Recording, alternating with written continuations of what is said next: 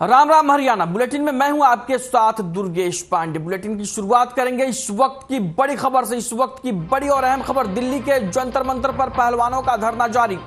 पहलवानों के धरने का आज 10वां दिन। पहलवानों को मिल रहा अलग अलग संगठनों को समर्थन। पहलवानों का अलग अलग संगठनों से मिल रहा समर्थन। दिल्ली के जंतर मंतर पर पहलवानों का धरना जारी।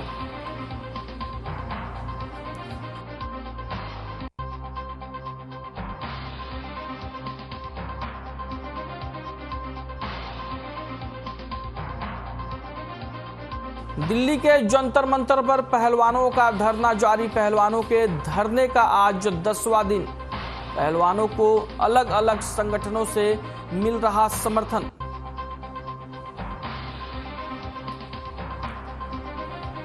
इस वक्त की बड़ी और अहम खबर हम आप तक पहुंचा रहे हैं।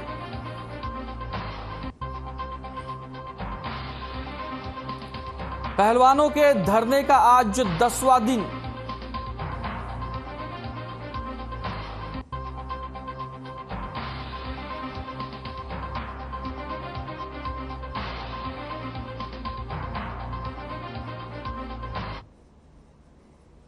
बात करेंगे इस वक्त की एक और बड़ी खबर की। इस वक्त की बड़ी और अहम खबर हम आप तक पहुंचा रहे हैं।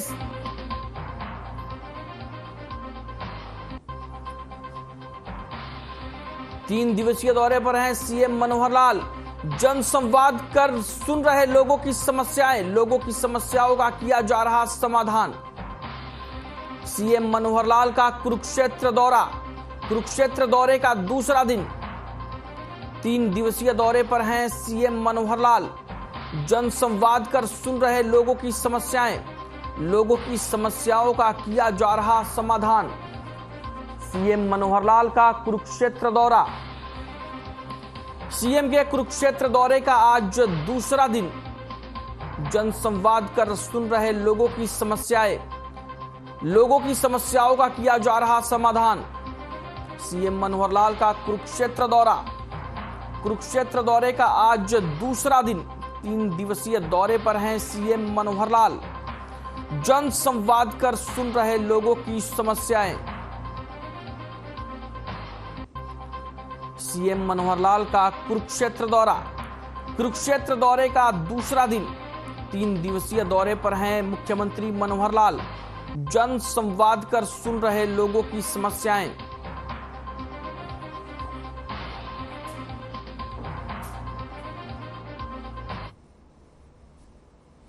वहीं चंडीगढ़ में 9 मई को हरियाणा मंत्रिमंडल की बैठक होगी, जिसकी अध्यक्षता मुख्यमंत्री मनोहर लाल करेंगे।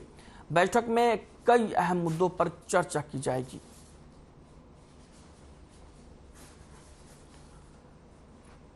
हरियाणा कैबिनेट की बैठक को लेकर नोटिफिकेशन जारी किया गया है, जिसकी तस्वीरें आप अपनी टीवी स्क्रीन पर देख सकते हैं। 9 मई को मनोहर कैबिनेट की बैठक है, जिसमें कई अहम मुद्दों पर चर्चा होगी।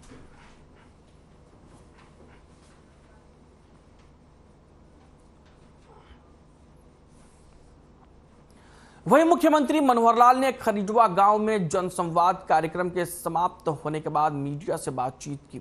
इस दौरान उन्होंने पूर्व मुख्यमंत्री भूपेंद्र सिंह हुड्डा पर तंज कसते हुए कहा कि बापू बेटा की पार्टी आगे बढ़ती रहे और बापू बेटा सिर्फ अपने लिए ही सोचते हैं। इसके साथ ही उन्होंने खिलाड़ियों के प्रदर्शन के बारे में कहा कि कोर्ट के निर्णय पर एफआईआर दर्ज हो चुकी है और जो कोर्ट के निर्णय के बाद आगामी कार्रवाई होगी।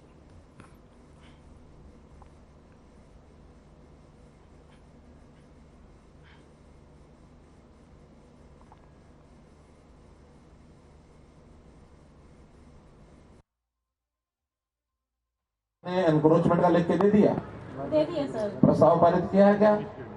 हाँ जी। कितनी सच्चाई कितनी नहीं, जरा छानबीन करो उसकी। अब दूसरा है, आपने एसडीएम को दिया उसके एनक्रोचमेंट के लिए। बताइए इनके एफआईआर का क्या हुआ? एसडीएम साहब को फाइल लगाई हुई है। नहीं एफआईआर थाने में कराई क्या? एफआईआर नहीं की सर। तो वो तो आपने कहा पत्थर बरसा है। हाँ जी। तो ऐसे काम के लिए तो क्राइम है ये। तो अगर कोई आदमी और पंचायत के लोगों के ऊपर, सरपंच के ऊपर एनक्रोचमेंट का लिख के दे दिया सर। प्रस्ताव पारित किया है क्या? हाँ जी। कितनी सच्चाई कितनी नहीं, जरा छानबीन करो उसकी।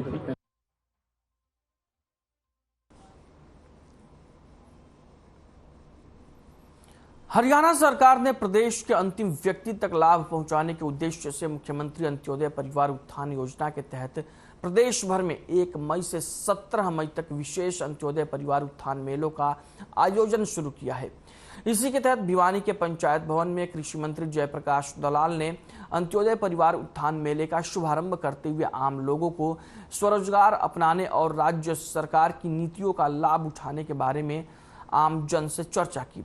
इस मौके पर उन्होंने कई विभागों द्वारा लगाई गई स्टॉलों का निरीक्षण भी किया। इस मौके पर कृषि मंत्री ने कहा कि मुख्यमंत्री अंत्योदय परिवार उत्थान योजना का ये चौथा चरण है, जिसका उद्देश्य कम आय वाले परिवारों को स्वरोजगार अपनाकर अपना व्यवसाय शुरू करने के बारे में प्रेरित करना है।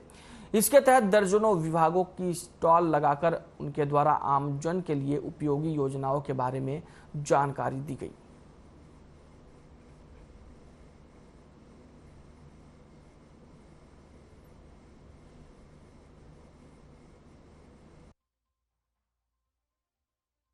मेरा नाम बाबूलाल है। मैं गांव नवाराजगढ़ से आया हूं। तो मैं पशुपालन के ऊपर लोन लेना चाहता हूं और मैं अपने परिवार की आमदनी बढ़ाना चाहता हूं। अगर आपको लोन मिलता है कितना फायदा होगा? कैसी स्कीम है ये सरकार की और भी फायदा? सरकार की स्कीम ये है जी कि जो गरीब आदमी है वो अपनी आमदनी बढ़ा सके, अपना रोजगार चला सके और अपने परिवार की आमदनी बढ़ा सके। तो इससे मतलब ये समाज का उत्थान हो। मेरा नाम किरण कुमारी है। मैं गाँव कायला से हूँ। मेरे हस्बैंड का नाम सजन कुमार है। मैं पशुपालन के बारे में पशु लेना चाहती हूँ, इस बारे में लोन। अगर लोन मिलता है तो कितना फायदा होगा? आज भिवानी के अंदर जो गरीब कल्याण परिवार उत्थान योजना है उसका चौथा चरण की शुरुआत हुई है। लगभग 4000 परिवारों को आइडेंटिफाई किया हुआ है और ये इस तरह के मेले लग करके हर एक ब्लॉक वाइज ये मेले लगेंगे और जो भी हेल्प डेस्क लगे हुए हैं सब विभागों के योजनाएं उनके सामने रखी जाएंगी और जिस परिवार की जो सामर्थ्य होगा, कोई भेड़ पालना चाहे, कोई गाय भैंस पालना चाहे, कोई दुकान करना चाहे, कोई स्किलिंग के बाद कोई लोन लेना चाहे, उनको सहायता दी जाएगी। मैं समझता हूं कि इससे भागीरथ काम कोई हो नहीं सकता। उन आदमियों के लिए काम किया जा रहा है जो बिल्कुल समझते ही नहीं थे कि बैंकों पर हमारा भी कोई हक है।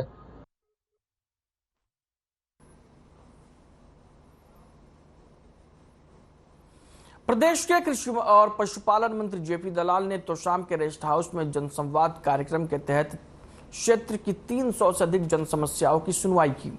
इस दौरान कृषि मंत्री जेपी दलाल ने कार्यक्रम में लगातार 4.5 घंटे अधिकारियों के बीच बैठकर लोगों की समस्याएं सुनी।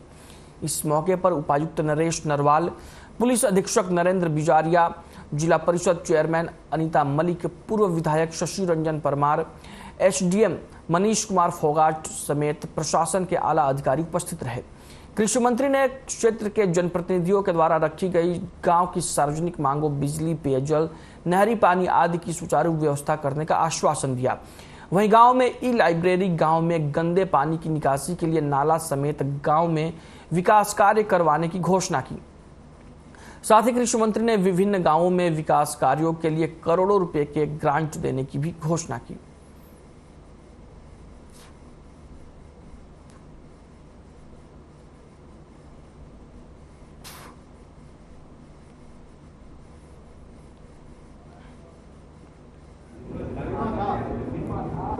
हमारे अधिकारी और मैं और हमारे पूर्व विधायक शशि परमार जी, जिला परिषद की chairperson Anita Malik ji, DC, SP और सब विभागों के अधिकारी जनता के सामने हम पेश हुए हैं। तोशाम हल्के के अंदर जो समस्याएं हैं वो बारी बारी से नाम वाइज हम मिले और लगभग 200 से ज़्यादा दरखास्त हमारे पास आ चुकी हैं और जितनी समाधान मौके पर हो सकता था उसका मौके पर समाधान किया।